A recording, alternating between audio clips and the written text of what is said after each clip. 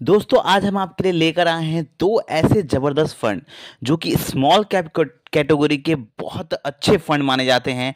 और ये दोनों फंड्स आपके स्मॉल कैप कैटेगरी में आपके पोर्टफोलियो में ज़रूर होने चाहिए।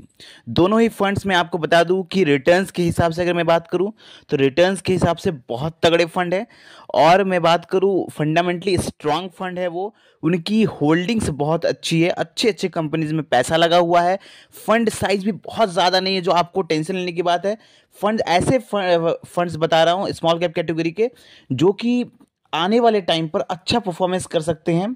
अच्छे फंडामेंटली स्ट्रांग फंड्स हैं, एक्सपेंस रेशियो भी उनका कम है। तो हर पैमानों पर खरा उतरने वाले ये दो टॉप टू फंड्स हम आपके लिए लेकर आए हैं स्मॉल कैप कैटेगरी के। हो सकता है ये आपके पोर्टफोलियो में ऑलरेडी हो, और अगर नहीं है तो आपको इसे ज़रूर ऐड करना चाहिए अपने पोर्टफोलियो में, चाहे आप एसआईपी के रूप में करें या आप लमसम के रूप में करें।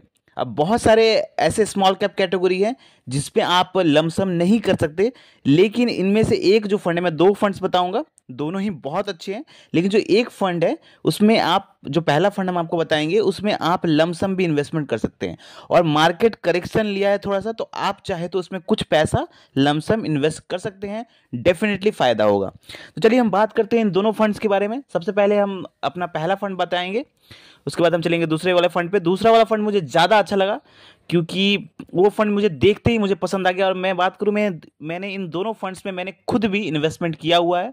तो मेरा तो स्मॉल कैप कैटेगरी का एक फेवरेट फंड है, तो मैंने भी इसमें इन्वेस्टमेंट किया हुआ है, तो आप भी इसमें इन्वेस्टमेंट कर सकते हैं। तो चलिए बात करते हैं हम इन दोनों फंड्स के बारे में। पहला जो फंड्स है उसका नाम है कनारा रोबोको स्मॉल कैप फंड। ठीक है, कनारा रोबोको स्मॉल कैप फंड, इसके बारे में मैंने पहले भी बात की है।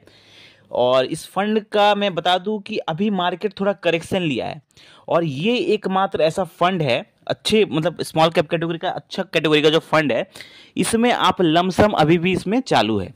तो अगर मार्केट अभी थोड़ा करेक्शन लिया है, तो अगर आपके पास पैसे हैं तो हो सकता है आप थोड़ा बहुत इसमें कनाडा रोबो को स्मॉल कैप में लमसम भी कर सकते हैं। और एसआईपी करने के लिए तो आपको इसमें सोचना ही नहीं है, बहुत तगड़ा फंड है। अब रिटर्न्स की हम बात करते हैं। पहले रिटर्न्स इसने दिया है, एवरेज रिटर्न की मैं बात कर रहा हूं 29% का, ये एवरेज रिटर्न है। 3 साल की कहानी अगर बात करें तो 32% का रिटर्न दिया है, और पिछले एक साल में इसने 44% का रिटर्न दिया है। तो रिटर्न बहुत तगड़े हैं। लेकिन मैं हमेशा कहता हूं कि मैं कभी भी रिटर्न देख के इन्वेस्टमेंट नहीं करता, मैं हमेशा उस फंड की होल्डिंग्स देखता हूं, उस फंड का मैनेजमेंट देखता हूं, और उसका एक्सपेंस रेशियो देखता हूं, फंड साइज क्या है ये देखता हूं। तो बात करें इसकी, इसे रेटिंग मिला हुआ है 3 स्टार की इसकी रेटिंग है, स्मॉल कैप कैटेगरी में सही है। एनएवी की बात करें तो जब ये मैं वीडियो बना रहा हूं उस टाइम इसकी एनएवी 36 चल रही है, तो कैपेबिलिटी है इसमें। फंड साइज की मैं बात करूं तो 9500 सीआर के आसपास इसका फंड साइज है, तो फंड साइज भी सही है। आने वाले टाइम पे जब लोग इसमें ज़्यादा इन्वेस्ट करेंगे, फंड साइज बढ़ेगा, तो डेफिनेटली आपका रिटर्न भी बढ़ेगा। अब इसमें मैं बात करूं, इसमें लमसम अलाउ है, आप इसमें लमसम कर सकते हैं अभी भी। तो बहुत सारे अच्छे अच्छे फंड्स हैं जो स्मॉल कैप कैटेगरी के, जैसे निपॉन इंडिया हो गया, एसबीआई स्मॉल कैप हो गया, टाटा स्मॉल कैप हो गया, इस टाइप के जो स्मॉल कैप कैटेगरी के फंड्स, इसमें लमसम आप नहीं कर सकते। लेकिन ये जो फंड है इसमें आप लमसम अभी भी कर सकते हैं। तो अभी भी मौका है आपके पास, अगर आपके पास अच्छे थोड़ा रिस्क एपेट्यूट है आपके पास, तो आप इसमें डेफिनेटली कुछ पैसा इन्वेस्ट कर सकते हैं लमसम के रूप में भी। और एसआईपी तो डेफिनेटली कर सकते हैं। होल्डिंग्स की मैं बात करूं तो होल्डिंग्स इसकी 93 कंपनीज में इनका पैसा लगा हुआ है, और एक्सपेंस रेशियो जो है इनका 0.49% का एक्सपेंस रेशियो है। तो होल्डिंग्स इनकी आप जब देखेंगे तो बहुत तगड़े कंपनीज में पैसा लगा हुआ है, और एक्सपेंस रेशियो भी इनका सही है। तो ये जो फंड है, ये पहला फंड था कनाडा रोबोको स्मॉल कैप फंड, ये आपके पोर्टफोलियो में जरूर हो। चलिए हम दूसरे फंड की तरफ चलते हैं जो मुझे बहुत अच्छा लगा। मैंने जब स्मॉल कैप कैटेगरी, जब इस फंड के बारे में जब मैंने एनालिसिस किया, तो मैं बता दूं, मैंने जैसे ही एनालिसिस किया मैंने वैसे ही इसमें जाके इन्वेस्ट किया, वैसे ही मैंने इसमें एसआईपी चालू कर दिया, क्योंकि इसमें लमसम अलाउ नहीं है, इस फंड में लमसम अलाउ नहीं है।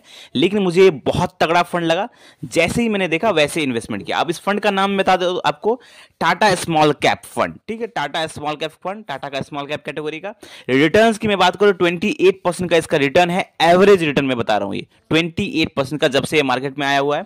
पिछले 5 साल में इसने 30% का रिटर्न दिया है पिछले 5 साल में। पिछले 3 साल में इसने 34% का रिटर्न दिया है और पिछले 1 साल में 45% का रिटर्न दिया है। तो रिटर्न के हिसाब से तो बिल्कुल जबरदस्त फंड है। लेकिन मैं अगेन कहूंगा, रिटर्न देख के कभी इन्वेस्टमेंट मत करिए। इन्वेस्टमेंट करना है तो आपको उसका एनालिसिस करना होगा, सही ढंग से देखना होगा कि फंडामेंटली स्ट्रांग है या नहीं, फंड साइज क्या है उसका, और होल्डिंग्स क्या क्या है इनकी कंपनीज में, ये देखना बहुत जरूरी है। तो मैं आपको बता दूं कि अगर इसकी रेटिंग की जो बात करें तो 4 स्टार इसकी रेटिंग है टाटा स्मॉल कैप की। फंड साइज आप देखिए, फंड साइज है इसका सिर्फ 6125 सीआर के आसपास है। जब मैं वीडियो बना रहा हूं उस टाइम इसकी फंड साइज 6000 सीआर के आसपास है। तो इतना कैपेबिलिटी वाला फंड साइज सिर्फ इतना है, आगे जाने वाले टाइम पे बहुत बूम कर सकता है, अच्छा रिटर्न दे सकता है लॉन्ग रन में। होल्डिंग्स, जब आप इसकी होल्डिंग्स देखेंगे, बहुत अच्छे कंपनीज में पैसा लगा हुआ है। होल्डिंग्स 51 कंपनीज में इनका पैसा लगा हुआ है और बहुत अच्छे अच्छे सेक्टर में पैसा लगा हुआ है। एक्सपेंस रेशियो देखिए सिर्फ 0.30% का है। मैं कहता हूं कि जब आप एक्सपेंस रेशियो जब चेक करते हैं तो 1% से कम होना चाहिए, यहां पे तो सिर्फ 0.30% इसका एक्सपेंस रेशियो है, हाफ 0.50 से भी बहुत कम है। अब ये जो फंड है टाटा स्मॉल कैप, ये बिल्कुल तगड़ा फंड है और रिटर्न्स जबरदस्त दिए हैं इस फंड ने। होल्डिंग्स बहुत अच्छी है, अच्छे अच्छे कंपनीज में पैसा लगा हुआ है। तो डेफिनेटली ये जो फंड है ना, ये बहुत तगड़ा रिटर्न दे सकता है आने वाले टाइम पर, बहुत अच्छा परफॉर्मेंस करेगा। और ये जो दोनों फंड्स है, कनारा रोबोको स्मॉल कैप फंड और टाटा स्मॉल कैप फंड, तो टाटा स्मॉल कैप फंड में आप एसआईपी चालू कर सकते हैं, इसमें लमसम का ऑप्शन नहीं है। तो आप चाहे तो इसमें एसआईपी जरूर चालू कर सकते हैं और इसमें इस फंड को आपको अपने एसआईपी के पोर्टफोलियो में जरूर रखना चाहिए।